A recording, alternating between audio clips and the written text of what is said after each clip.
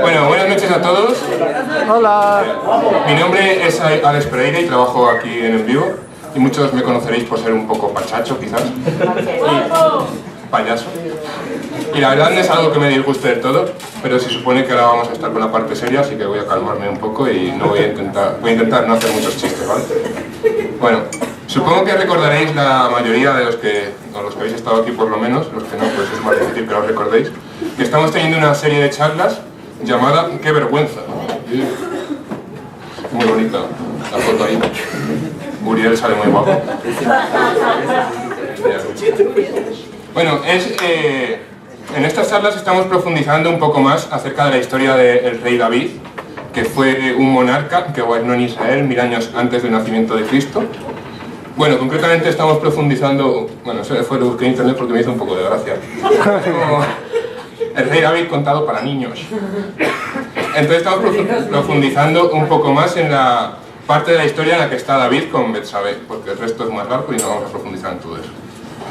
Haciendo una breve recapitulación de lo que hemos visto hasta ahora, tenemos la charla de Eva, que fue la primera, que nos habló de cómo David se acostó con Betsabé, la bella esposa de uno de sus soldados, y dio la casualidad de quedar embarazada. Así que al final, y con todo esto de ocultar la culpa, pues David puso en primera línea de batalla a este soldado para que muriera y así casarse con Betsabé y arreglar la situación. Por tanto, aprendimos que la culpa es algo que esclaviza, nos lleva a querer ocultarlo y hacer lo que está a nuestro alcance para taparlo. La siguiente charla fue de Dan y nos contó que esto que hizo David no agradó a Dios. ¡Sorpresa! Así que envió a Natán para echarle la bronca y que así David confesara sus pecados, que sacara a la luz esa mierda que llevaba dentro, como Dan en la historia que compartió. Haciendo un pequeño paréntesis en esto, es impresionante lo buena que fue la historia de Dan, al menos divertida, y la facilidad con la que se podían sacar símiles entre hacer caca y sacar a la luz la culpa que llevaba dentro, que fue el tema de la charla. Me ofendí un poco porque yo soy normalmente de los temas escatológicos y él se llevó todo. Tuvo la mejor charla para eso, pero bueno. Bueno, en esa charla básicamente aprendimos que hay una carga que podemos llevar en nuestro interior y que puede que nos duela al sacarlo, pero nos quita un gran peso de encima hacerlo. Y quizás esta carga cuando la soltamos haga daño, quizás manche nuestra reputación, ¿no? Quizás después de soltar esta carga, una persona random no quiera darte la mano, o quizás tu mejor amigo quiera celebrarlo contigo, porque sabe que es algo que te has quitado grande de encima. Quizás te dé un abrazo y todo. Estoy hablando todo el rato de confesar la culpa, ¿vale? No estoy hablando de cagar en ningún momento. A lo que vamos, que se supone que iba a ser un poco más serio. Bueno, David la ha liado parda. Ha confesado que la ha liado parda. Pero, ¿y ahora qué? ¿Qué pacha ahora? Pues esta es la parte que me toca a mí. ¿Qué pasa después de que David confiese sus pecados cuando Natán le sermonea? Pues la historia continúa en 2 de Samuel. Y podemos ver estos hechos tuvieron consecuencias. Y unas consecuencias bastante duras. A menudo es lo que pasa cuando metemos la pata. Así que David, por muy rey que sea, tampoco se iba a librar de esto, ¿no? Lo que pasa es que yo no voy a hablar de eso. Así que si tenéis curiosidad por conocer más acerca de la historia, y ojalá que así sea, id a la Biblia y leedlo por vosotros mismos. Que paso habéis estudiado y sabéis leer igual que yo. O podéis invitarme algún día a comer o tomar algo y puedo contaros más también del tema. Está bien. El caso es que no voy a hablar de las consecuencias, es más bien de lo que voy a hablar de cómo se enfrentó a estas consecuencias David, ¿vale? Ya hemos dicho que David era un rey, pero aparte... Me oigo la respiración un poco y me pongo un poco incómodo. Bueno, aparte de ser un rey, también era un poeta y músico. Así que nos dejó un montón de cánticos de alabanzas, oraciones y bueno, movidas varias de David que están recogidas en los Salmos. Y precisamente el Salmo 51 lo escribió en estos momentos, justo después de reconocer su culpa ante Natán y ante Dios. Así que no tengo que hacer un ejercicio para imaginar cómo se sentía en ese momento, simplemente podemos leerlo. Josu, ¿puedes utilizar tu potente voz para leer el Salmo 51? Ten compasión de mí, oh Dios, conforme a tu gran amor, conforme a tu inmensa bondad. Borra mis transgresiones. Lávame de toda mi maldad y límpiame de mi pecado. Yo reconozco mis transgresiones, siempre tengo presente mi pecado. Contra ti he pecado, solo contra ti.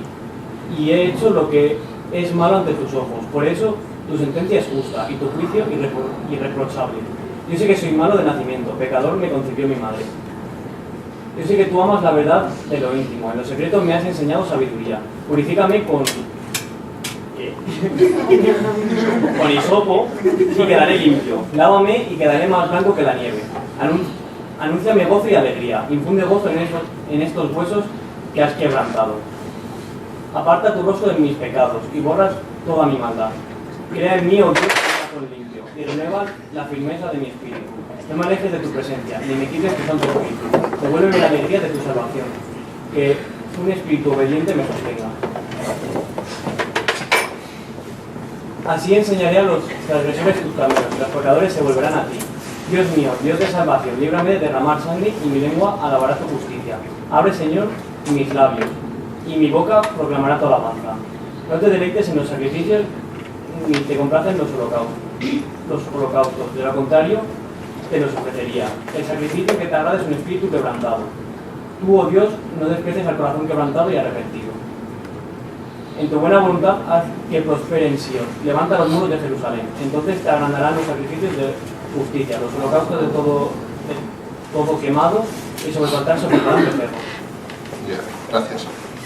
Bueno, David era un crack y podía escribir un salmo profundo, un poco largo y probablemente en hebreo sonase más bonito que en castellano. Pero bueno, yo soy Alex, también soy un crack a mi manera, y si tuviera que expresar algo parecido a lo que expresó David, no sería tan guay, pero sería más bien algo parecido a esto. Padre, la he cagado mucho y muy fuerte. Soy un completo desastre. Perdóname y cambia mi corazón. Transforma mi interior. Quiero alabarte y servirte. Quiero permanecer a tu lado. En este salmo podemos ver a David arrepentido de lo que ha hecho. Y precisamente este es el tema que me concierne a mí. Arrepentimiento. En serio, voy a bajar un poco esto porque me está rayando. Es interesante porque el uso de hoy en día que le damos a esta palabra tiene más que ver con el sentir de haber hecho algo que no deberías haber hecho. Como por ejemplo, haber comido un plato más de lentejas de los que debías haber comido. ¿Verdad, Dan? Justo lo contrario. No haber hecho algo que tenías que haber hecho. Como por ejemplo, haber ido al baño antes de montarte en el autobús. Bien. El caso es que es el significado un poco que me venía a mí a la mente. Pero yendo un poco a la idea que tenían ellos, los judíos, para la palabra arrepentimiento, tiene un significado más parecido a volver. Esto contiene la idea de cambiar de dirección, de encaminarse al lado opuesto. Implica acción. Cuando David en estos versículos está arrepentido, sí que es cierto que está expresando un sentir. Pero a través de expresar esto a Dios y cómo continuó viviendo su vida, sí que podemos decir que hubo un cambio en este sentido en su vida. Los que habéis estado en más charlas de conexión, sabréis que normalmente compartimos historias personales para explicar o hablar un poco del tema que estamos hablando, ¿no? Y lo cierto es que me da un poco de vergüenza hablar de este episodio de mi vida, en parte porque me hace sentir vulnerable hasta un punto que no estoy demasiado cómodo, y porque mi hermana va a escuchar esta historia, que creo que no ha escuchado, y voy a romper el ideal que ella tiene sobre mí, ¿no? Yo ya no voy a ser más el superhéroe del Olimpo que pensabas que era, lo siento. Pero la serie de charlas que estamos estudiando se llama Qué vergüenza, así que va al pelo. ¿No? Hace ya unos cuantos años, lo cierto es que intentar echar cuentas me hace sentir un poquito viejo, pero yo tendría unos 18 o 19 años más o menos. Empecé a estudiar un grado medio de informática y me hice unos colegas nuevos. Yo, por poner un poco de contexto, me había criado en una iglesia y con una familia cristiana, pero en esos momentos estaba un poco alejado de todo aquello. El caso es que empecé a aprender cosas nuevas para mi vida, como por ejemplo que se siente al fumar un buen trócolo de hierba o una piedra de hachís. Y lo cierto es que tenía fácilmente a mi alcance drogas más duras que eso, pero en mi cabeza algo decía, bueno, vamos a calmarnos. El caso es que unos meses después, concretamente en diciembre, hay un evento llamado Nochevieja Universitaria. Supongo que os suena a los que habéis estado aquí en diciembre. Yo ya había salido de fiesta antes de eso varias veces y había tenido mis experiencias con el alcohol, mis más y mis menos. No recuerdo cuándo fue la primera vez que fui a un botellón, pero sí que era muy joven, por ejemplo. Creo que fue como 14, 13 años o algo así, como segundo de la ESO o alguna cosa así. Y me parece un poco curioso, porque soy de esa generación que puede llegar tarde a casa un día por quedarse a ver una película de dibujos con unos amigos, como Atlantis, que fue concretamente esta, y al mismo tiempo soy de esa generación que una semana hace eso y la siguiente semana está en el parque bebiendo calimocho, que es vino con Coca-Cola, tranquilamente. Y bueno, no es un poco el tema del que voy a hablar, así que me estoy olvidando un poco y voy a volver. El caso es que el alcohol no era nada nuevo para mí, ¿no? Y quizás, si no hubiera llegado esa noche universitaria, yo habría seguido por el mismo camino que estaba llevando en esos momentos. Pero dio la casualidad que salí de fiesta sin haber cenado esa noche. Y pensé, bueno, luego me tomo un kebab por ahí. Pero no me tomé un kebab por ahí después. Quedamos como a las 10 en el Parque San Francisco, que está aquí cerquita, y empezamos a beber. Yo creo que estaba bebiendo ron con naranja, pero puede ser whisky con naranja, me acuerdo que había naranja. Y estaba muy rico, bajaba muy rápido la botella. Después bajamos a la Plaza Mayor para las campanadas, y esa es probablemente la última parte de la noche que yo recuerde.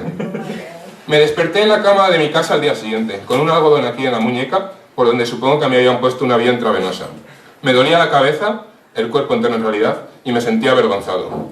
Había disimulado el estar fumado en casa, o al menos mi madre nunca me había hecho mención a ello, pero este era un nivel un poco más tocho. No sé con exactitud qué pasó esa noche. Algunas personas me han contado cosas. Tengo pequeños flashbacks de estar en un hospital diciéndole a unas enfermeras que al día siguiente tenía 2 exámenes o algo por el estilo, uno de ellos de FOL, por eso lo suspendí. Creo que meé en un callejón cerca de la plaza, no sé. Es todo lo que recuerdo así por mí mismo. Resulta que en mi embriaguez, en algún momento de la noche decidí volver a casa, así que me fui. Mis gafas en algún momento se rompieron y las guardé en mi bolsillo de la cazadora. Por el camino me encontré un amigo. Yo de esto no recuerdo absolutamente nada, pero él me lo contó un par de días después. Le dije a mi amigo que ya me iba a casa, así que continué hacia mi hogar. Todo fue bien, supongo, hasta que me desplomé en el suelo, justo enfrente del centro de salud que hay en mi casa. Y diréis, jo, qué guay, enfrente del centro de salud, pero está a punto de llegar a casa, habría sido mejor que no se habría enterado nadie. Pero, bueno. Desde allí llamaron a mi madre. Bueno, unos buenos americanos me cogieron en el suelo y me llevaron al centro de salud, que estaba ahí al lado. Y desde allí llamaron a mi madre. Me llevaron al hospital y mi madre fue al hospital y no sé cuánto tiempo estuve allí o cuánto tiempo duró esa parte de la cronología de la noche, pero me llevó a casa, vomité en el garaje, me llevó a mi habitación y dormí. Nunca he sentido que haya tocado fondo como esta vez.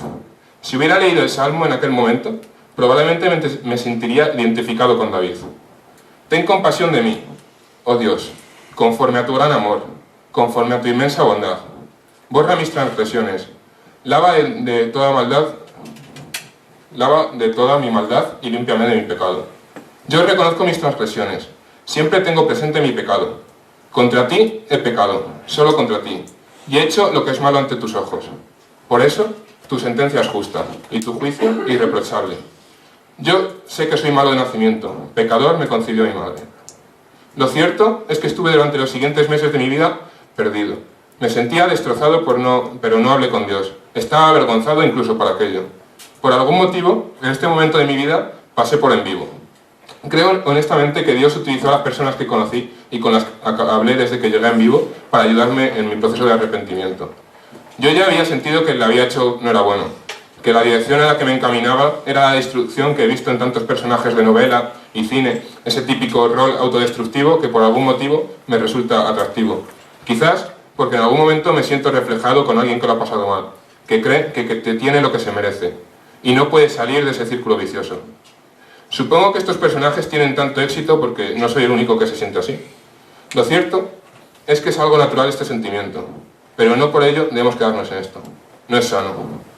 El salmista, aquí David, dice, contra ti y solo contra ti he pecado. Supongo que David dice esto porque es una canción que está dirigida a Dios, o una oración. Lo cierto es que cuando nos equivocamos en la vida hay consecuencias, y dañan a algo más que nuestra conciencia. Si no crees en Dios, obviamente no te va a importar mucho lo que piense, pero el problema de meter la pata es que afecta a los demás también. Urías murió, que era el soldado con el que se casó Betsabé. Betsabé perdió a su marido, se quedó embarazada y tuvo que casar con David. Y si leéis la historia, veréis que esto solo fue el principio. Mi madre sufrió al ver a su hijo en este estado. Lo cierto es que gracias a Dios todo quedó en un susto. De alguna forma, creo que Dios me mandó a casa a esa hora para que no hubiera hecho nada más grave. Pero lo cierto es que me puse en una situación en la que cualquier cosa podría haber pasado. O sea, no me acuerdo de nada, así que supongo que podría haber pasado lo que fuese. Atravesando este punto de mi vida, sentía que estaba en una encrucijada. Me avergonzaba lo que había hecho. No había forma de ocultarlo. Tenía que tomar una dirección. Y creo que Dios utilizó en vivo para ayudarme a darme cuenta que hay un camino. Una dirección distinta a la que estaba caminando. Una en la que no iba a estar solo jamás, porque al menos iba a tenerle a él. Caminar este camino tampoco es fácil. David, en la segunda parte del Salmo, pide a Dios que le cambie el corazón. Y lo cierto es que si el primer paso de cambiar de dirección cuesta, el segundo tampoco es fácil. De nada sirve querer caminar este camino si no estás dispuesto a permitir cambiar a Dios tu corazón. David sabe que necesitas que Dios limpie el corazón. También sabe que es un Dios de misericordia y está dispuesto a perdonar incluso su pecado. No es un Dios que solo pueda perdonar que hayas mentido a tu madre cuando le has dicho que ibas a volver pronto o que ibas a estudiar con unos amigos. No es un Dios que pueda perdonar solamente que hayas herido a alguien por tu propio interés. Isaías 53 dice: todos nosotros nos descarriamos como ovejas, cada cual se apartó de su camino, mas Jehová cargó con el pecado de todos. Dios está dispuesto no solo a que vuelvas a su camino, el camino original que tiene preparado para ti, sino que también está dispuesto a cargar con el pecado, sea cual sea, de todos. Durante estos 6 últimos años de mi vida, Dios ha trabajado en mi corazón. Quizás solo en los últimos años de estos 6 he estado dispuesto a cambiar ciertas cosas que tenía que cambiar. Yo mismo puedo asegurar que Dios cambia corazones y seguro que las personas que me conocen también pueden asegurarlo. Pero tú tienes que permitir este cambio en tu corazón. Quizás pienses que no tienes necesidad de cambiarlo, que nunca has hecho algo tan malo. La Biblia es clara conforme a esto. Todos nos descarriamos como ovejas. Probablemente llega algún día en el que sientas algo así, que el camino que llevas no es el adecuado, que hay algo mal en tu corazón. Si en algún momento llega algo así, espero que recuerdes que Dios quiere lo mejor para tu vida. Quiere devolverte al camino del que deberías haber salido nunca. Dios ha cambiado mi vida. Yo iba por un camino y volví a los caminos de Dios. Quiero compartir este mensaje con todos vosotros. La banda va a subir ahora para tocar una última canción. Y no sé qué os habéis quedado de toda la noche, de todo lo que he dicho. Así que, como idea, me gustaría que mientras los chicos cantan, reflexionéis acerca de esta idea de volver vuestro corazón a Dios. Y si esto es algo bueno para vuestras vidas. Si después de reflexionar sobre esto, sientes más interés acerca de Dios o necesitas saber más para decidir si quieres permitir a Dios trabajar en tu corazón, puedes hablar con cualquiera del equipo de En Vivo. Estamos dispuestos a quedar con cualquiera y hablar individualmente más acerca de todo esto. Bueno, muchas gracias por vuestra atención y os dejo con la puerta azul.